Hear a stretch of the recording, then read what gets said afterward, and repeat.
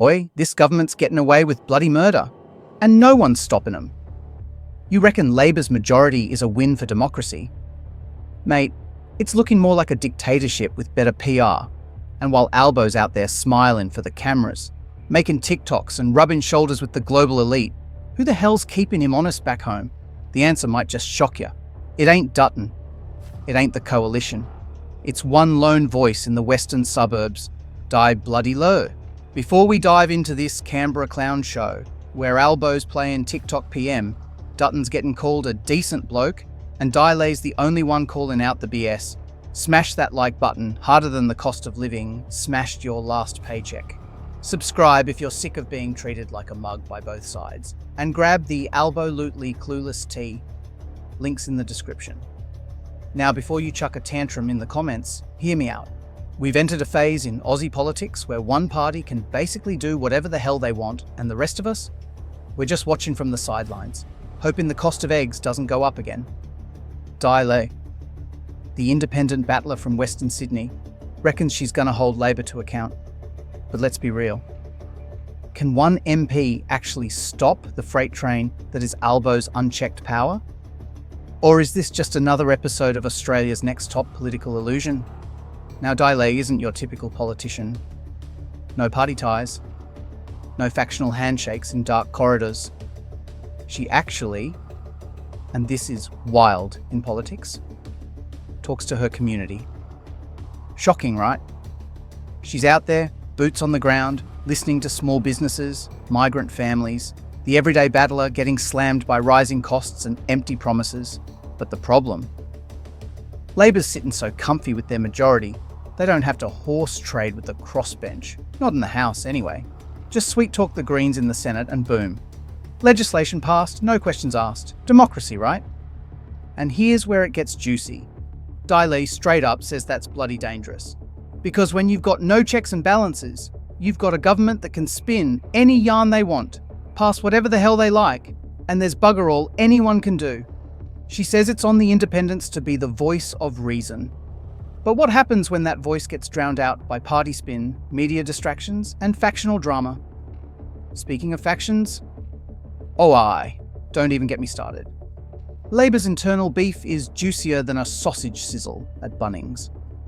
Ed Husick gets shafted from cabinet not because he's unqualified, but because the factions didn't like him. Richard Marles gets called a factional assassin, and the party just pretends everything's sunshine and rainbows. Meanwhile, Western Sydney, which Labor loves to use as their photo op backdrop, keeps getting ignored. Di reckons it's the community that suffers while party hacks play their little Game of Thrones in Canberra. And here's the kicker. Remember that time Peter Dutton showed up at the Assyrian New Year event with Dilay? Yeah, she actually said he was kind and considerate. Wait, what? The same bloke the media paints as the political Grim Reaper? Yep. Di says the public image of Dutton is all media spin. Now, whether you love or hate Dutto, you got to admit, that statement alone will have Twitter melting down faster than an ice block on a Darwin footpath. She says Labor and the media painted him as the devil, but in her personal dealings, he was a decent bloke. That alone will get Sky News foaming at the mouth, and the ABC clutching their pearls. But wait, there's more. Dilay says she raised the HEX indexation issue and small business struggles before it was trendy. While the big parties were too busy arguing over submarines and selfies, she was out there talking about people losing their livelihoods, inflation killing local shops, and multicultural families getting smashed by policy decisions no one thought through. She's not wrong.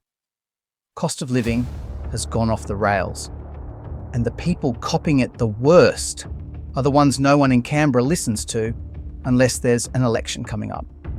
And let's not ignore the big elephant in the room. Labor doesn't need to negotiate. They've got the numbers. They don't have to listen to the independents. But here's the spicy bit. Di reckons that her voice, even if it's just one, still forces issues onto the agenda. Like HEX. Like tax cuts. She calls it the power of one. And honestly, whether you agree with her or not, that's pretty powerful messaging. But the cynic in me reckons we're headed for a political hangover. Labor's riding high now, but give it a year or two. When folks realise nothing's changed, rent's still sky high, power bills are criminal, and small biz is hanging by a thread, the tide will turn. It always does. Dealer reckons this government shouldn't get too comfy. Voters swing faster than a backyard cricket bat on Christmas Arvo, and when they feel betrayed, they punish. Just ask Scott Morrison. So, where does that leave us? In a country where the government's unchecked, the opposition's AWOL, and the media's too busy pushing party lines or pumping up drama for clicks. It might just be the independents, the real battlers, who have to scream loud enough to wake the country up. Daly ain't perfect. No Polly is. But she's not towing a party line, and that alone makes her dangerous to the system. The kind of danger we might actually need. You can laugh, you can scoff, you can scream bias in the comments. But deep down, you know something's broken in Canberra. The factions, the spin, the fake unity. We're getting played, mate. And unless people like Di keep yelling from the sidelines, we're screwed. So if you're sick of the circus, Albo playing nice with Trump 1 minute and ghosting Dutton the next, if you're over the media gaslighting and political parties treating us like mugs, then maybe it's time to look sideways. Not left, not right, just independent. Smash that like button harder than the cost of living smashed your last paycheck. Subscribe if you've had it up to here with the Canberra Clown Show. And if you want to wear your frustration like a badge, grab the Albo-lutely clueless tee from the link in the description. Let's get loud, let's get cheeky, and let's remind these pollies. They work for us, not the other way round. Catch you in the next one, legends. And remember, democracy's only dead if we let it be.